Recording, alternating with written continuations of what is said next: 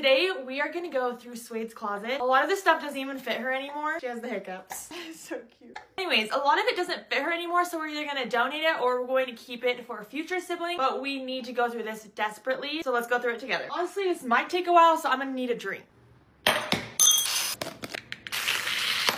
All right, let's get started. This section is all newborns, so we need to decide if it's staying or going. Stay, stay, stay.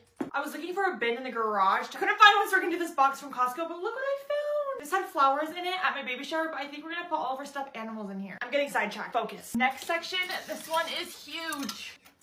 I don't know why I thought that would work. Donate, keep, keep, keep, keep. I gotta keep. We have to go through this entire section because none of this fits her anymore. Oh, she's trying to go to sleep. Oh, I'm sorry, but this right here, this is the best filling in the entire world. Anyways, let's finish going through all of this. I'm only donating 4 items and the rest I'm keeping. No, but why are some of these making me emotional?